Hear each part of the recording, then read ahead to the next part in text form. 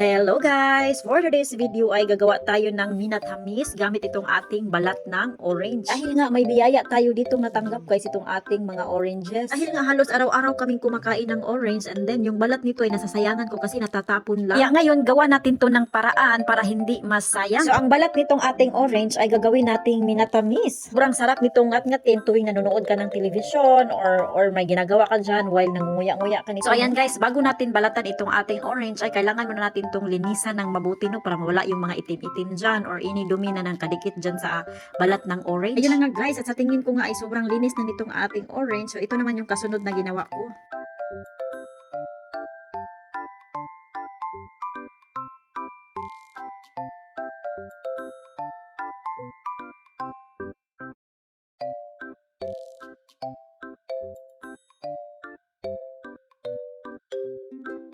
At ito na nga lahat guys, yung nakuha kong balat. Pagkatapos ay nilagay ko siya sa kaserola kasi lagyan natin to ng tubig. So ganyan karami yung tubig na nilagay ko. Pagkatapos nito ay sinalang ko na siya sa apoy at pinakuluan ng mga 10 minuto. So habang naghihintay nga ako ng 10 minuto doon sa ating pinakuluan na balat ng orange, ay kukuha muna tayo ng ano dito guys, katas ng ating orange no kasi gagamitin natin to maya-maya lang. Bali nag-squeeze lang ako dito hanggang sa makakuha ako ng isang cup ng orange juice. So makalipas nga itong 10 minuto ay ito kumulo na siya at sa tingin ko nga ay okay na. So kinuha ko na siya guys at nilagay ko na dito sa malamig na tubig. Tapos naman guys ay isa-isa ko siyang kinuhaan ng kayong parang puti-puti na nakadikit dyan sa balat para mabawasan yung pait kapag naluto na ito.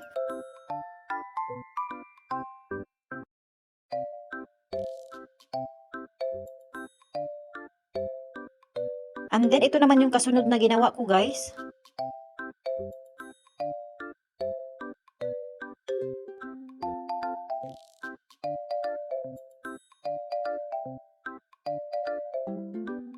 At ito na nga lahat yung ating nahiwa at lulutuin. Then, ito naman yung kasunod kong ginawa.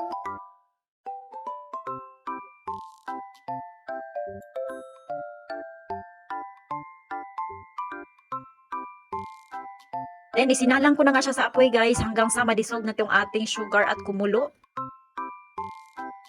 Then, nung ito ay kumulo na nga, ay inilagay ko na dito itong ating mga nahiwang balat. Then, pinakuluan ko ito sa katamtamang apoy sa loob ng 1 oras na hindi tinatakpan. So, hinahayaan ko siyang kumukulo at maluto dyan na walang takip. So, makalipas nga 1 oras guys, ay ito na yung kanyang hitsura. Nung tinignan ko na nga siya guys, yung liquid na nilagay ko kanina ay naging malapot na. Pag ganito na nga siya kalapot guys, ay ibig sabihin okay na siya. Pagkatapos ay kumuha na ako ng salaan guys para salain natin tong ating balat. So, ihiwalay natin siya sa kanyang syrup.